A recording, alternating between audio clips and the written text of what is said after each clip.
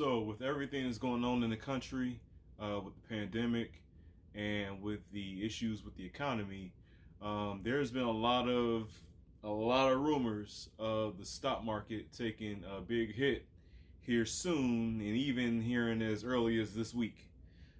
So this is my first time doing a reaction video on the finance side of things, which I may actually make more of a common occurrence.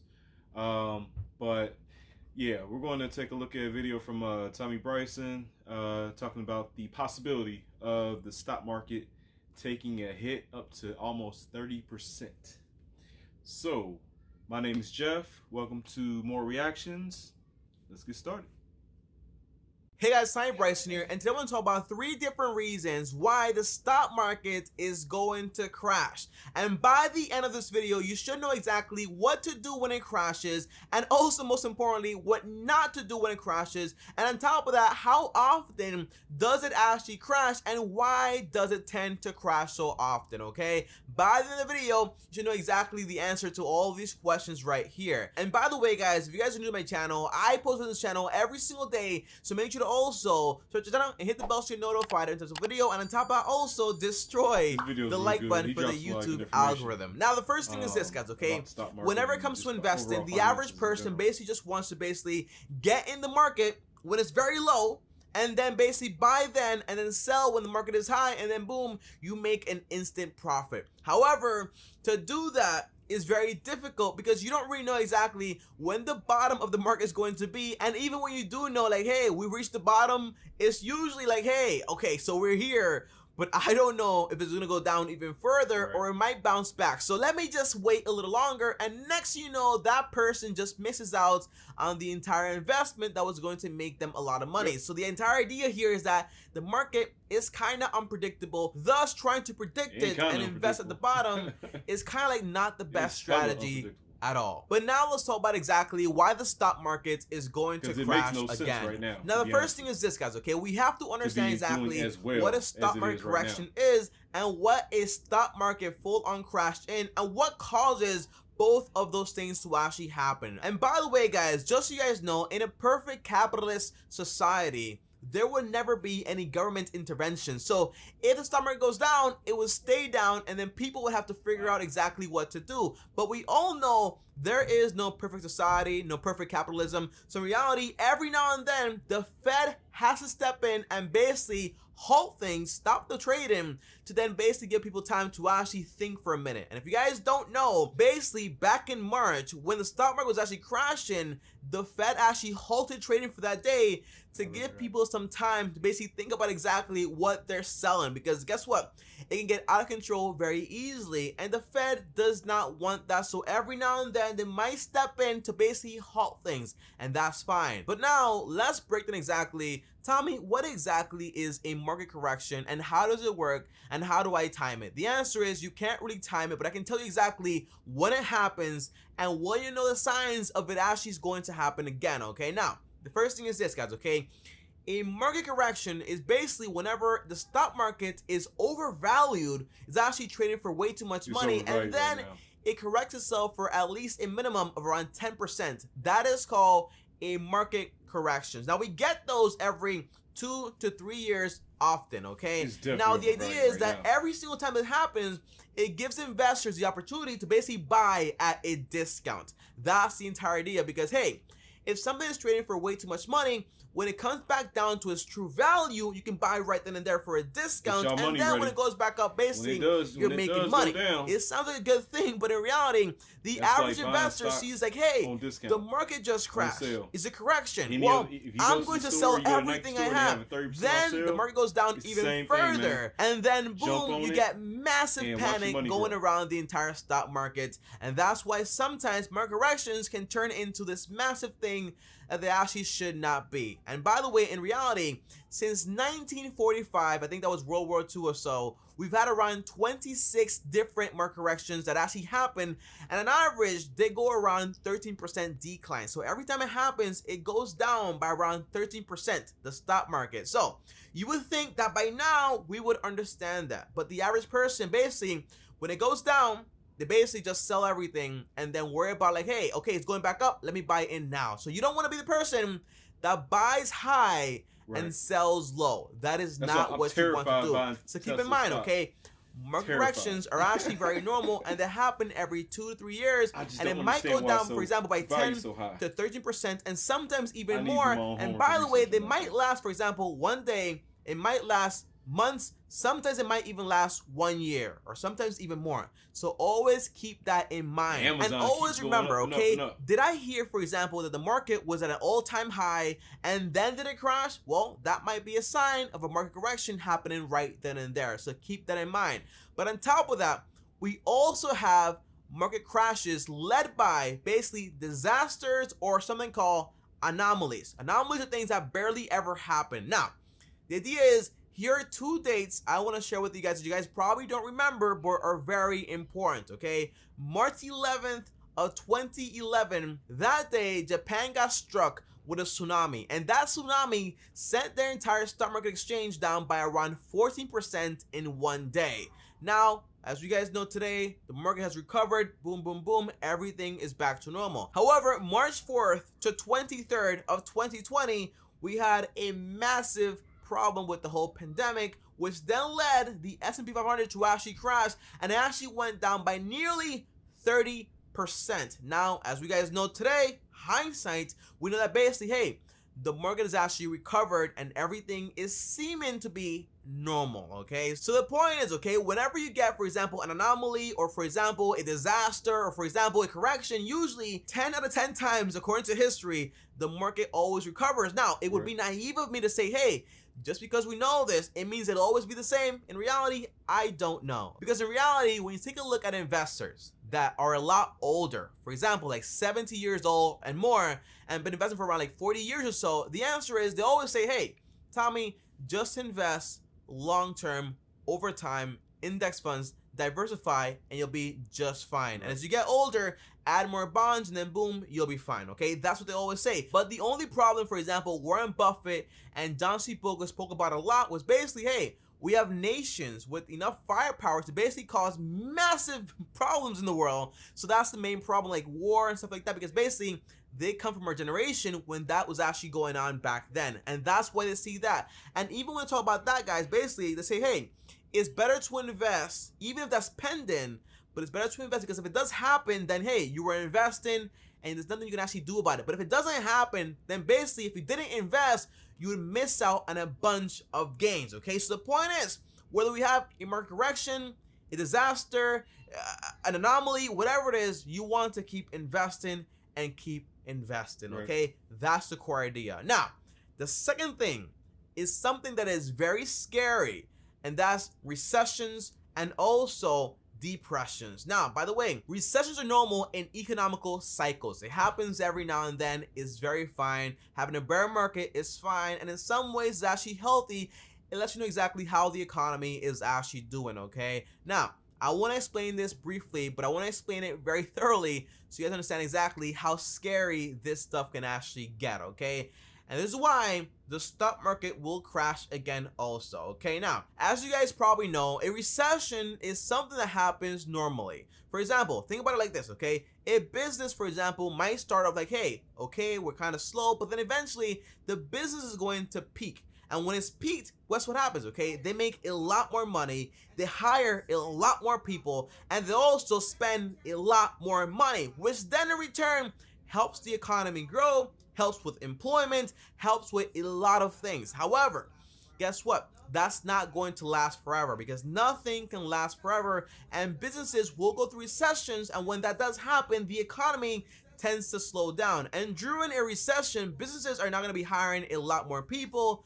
They're not going to spend a lot of money because basically they're not making as much money as they were previously making. Now, that's very normal. Now, when it does happen, usually the Fed steps in and either prints more money or basically cuts the rates to then allow businesses to borrow more money and hire more people, expand more, maybe make more money also. And that way the economy starts to basically mitigate itself and then keep growing and goes back to normal. That's the entire idea of a recession. It's pretty normal, although it might be scary because the stock market is actually going to go down also. But what's even more scary is basically a depression, okay? Now, I want to focus on 1929 and also 1954. Now, these two dates right here are by far one of the most important dates whenever you talk about like, hey, is stock market crash, a correction, a recession, a depression? Because guess what?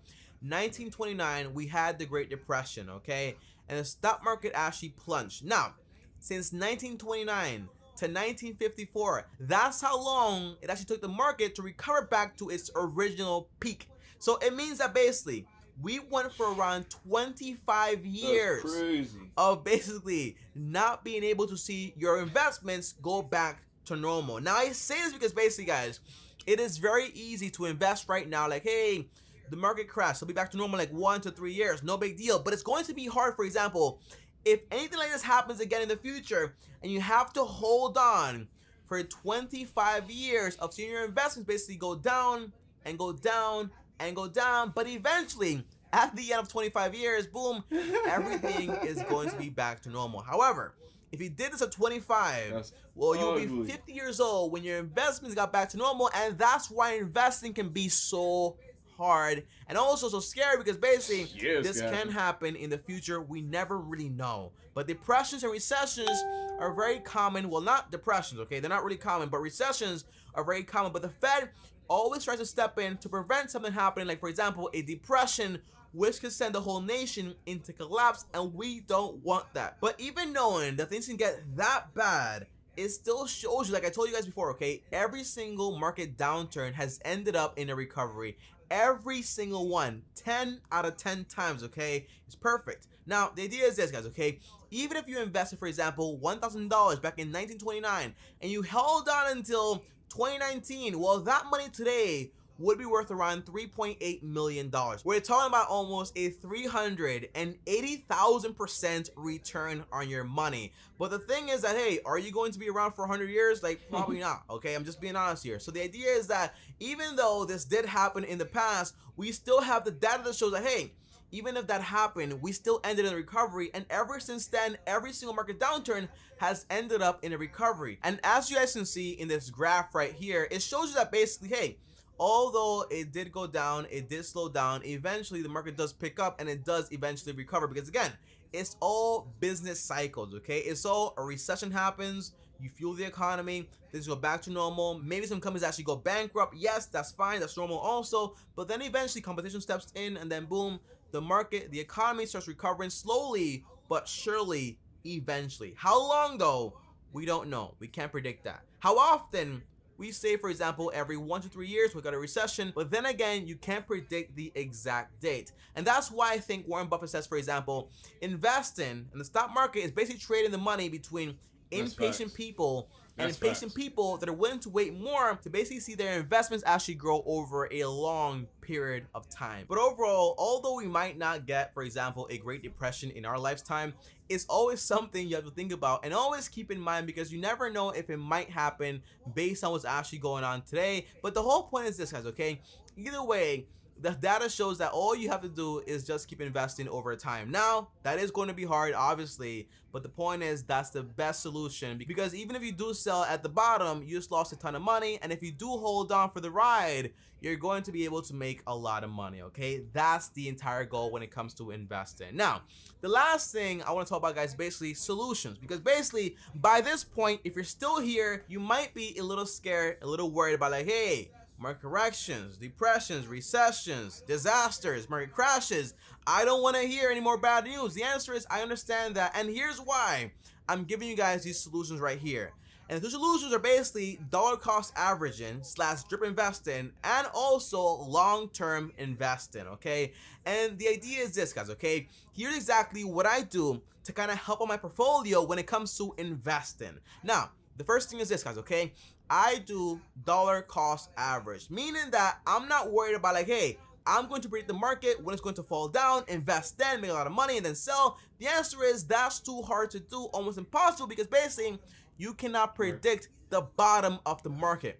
It's easy to do it like in the past, but not in the future. It's almost impossible, let's be honest, okay? So the idea is what I do is I invest weekly. Every single week I invest an amount of money, whether the market is up or down, it doesn't matter. I invest every single week, and that way at the end of the year, I get the average price for all my investments. Thus, I also get the average return for the year. That way, I'm not worried about, hey, the market crashed, because, hey, if it did crash, I kept investing, which then averaged out my investments. Thus, I'm back to normal. So I do dollar cost average / drip investing to basically offset the risks of a market downturn. So I highly recommend, if you have, for example, $100 to invest, well, break it down, for example, weekly, 25 one week, 25 one week, and so on and so on. And that way, you averaged out the entire thing, and you don't have to worry about, like, hey, the market went down like crazy. The answer is no. It doesn't matter, okay? And the second thing is basically long-term investing. As you guys can tell, basically, although we might go through crashes,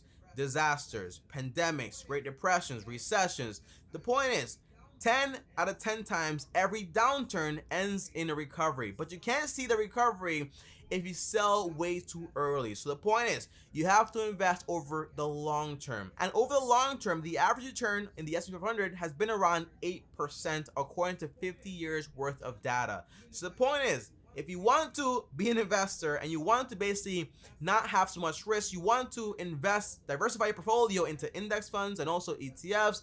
And the whole point is you want to invest over a long period of time. Now, if you want to know exactly what I invest into, I'll link a video down below. Now, if all you want to do is basically invest over a long period of time and you don't really want to do anything else, the answer is I would probably get the Acorns app, and that way they do everything for you and you can just invest into a portfolio that's basically very balanced and diversified, and that you can invest your money without worrying about, hey, I'm not diversified enough. If this crashes, then I'm done for, because in reality, that portfolio gives you bonds, it gives you international stocks, also US stocks. That way you're balanced out throughout every single area of the entire market, both in the US and also outside of the US, and also with bonds, okay? So again, link down below also to Acorns, and that's what I also use to invest my money also. Now, as always, guys, the whole point of this video is to show you that, hey, timing the market is not important, okay? It's not important at all. What's important, though, is the time you're in the market for. So time in the market, no, but time in the market, this was actually important. So focus on that, long-term investing, and also dollar cost average, and that way you're good to go. But guys, comment down below and let me know exactly what do you think about this video. Was it helpful? Did it help you? And did it scare you to know that, hey, basically stocks can be down for around 25 years and you won't get back your money, okay? Comment down below, let me know, because if you ask me, that was pretty scary, but the data shows that, hey, in the end, is going to recover, even though it might be a very long time. Comment down below, let me know. And as always, like this video if you liked it. And also, if you're new here, subscribe to the channel and hit the bell so you're notified of the video. And also follow me on Instagram at TimeBryson. And before I go, if you want to watch another video basically on my portfolio and what I invest into, we'll watch this video right here. And click on the channel. I'll see you tomorrow. Thanks for watching. And as always, peace. I mean, yeah. So there's definitely, if you can, if one could ever predict a downturn happening, I mean, I think right now it's probably the most clear with, you know, I don't know if we're going back in a lockdown, all these, you know, cases rising with sickness. It's different right now. So I'm myself, I'm kind of playing it off of, okay, I'm going back in my portfolio, I'm looking like, okay, so and just my watch list, and just being like, okay, so who had the biggest dip back in March, April, and who kind of rode the wave to where it was still the same as where it is now, like maybe like a 7% difference versus a 30, or, you know, or 50 or 100% difference. And it's kind of, that's where you gotta kind of make a decision. Like, okay, so do you just play it safe and go with those, you know, the pandemic stocks, as I call them, or do you take a chance with some of the big boys? I mean, that being said, Amazon grew a lot in the last 3-4 months. Tesla did as well, because I remember they were at, like, I want to say, I saw them at like 700 a couple months ago. Now they at like freaking what, like 1300, I think, right now, if I'm not mistaken. And actually, yeah, and Amazon is what, $3,100 a share. So, yeah, like with all the rumors going around, I wanted to, you know, do a reaction of these type videos. I actually, like I said, I might start doing these more often, because this affects everybody, and you know, try and bring value to the channel and bring value to you guys, and you know, hopefully you guys are investing. I just started myself in the last year, so you know, yeah, we gonna figure this out together. But hope you guys enjoyed the video.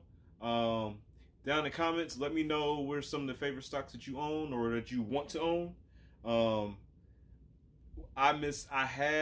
The mistake I made was with Fiverr. I had Fiverr at like $23. If you check it now, it's at like 81. I sold it off at 60, like 60, 61. But hey, I should have bought way more shares than I did at that 23, and I should have held on to it. But yeah, let me know what you guys think down in the comments. Your favorite stocks, mistakes you made, come ups you made, and make sure you like the video, subscribe, and click that notification bell so you're notified when the next video's coming up. And I'm trying to get back to a regular routine, so hopefully I'll have another video for you guys in the next few days, if not sooner. So love you guys. Stay safe. Rock your mask so we can get back to a normal way of life as quickly as possible. Let's not politicize the mask thing. Let's just do what they ask, and let's try to, you know, I want a normal Super Bowl Sunday in February of 2022, because it looks like it ain't gonna happen in 2021. So let's just do what we gotta do and get back right, y'all. Love you guys. Stay safe. Peace out.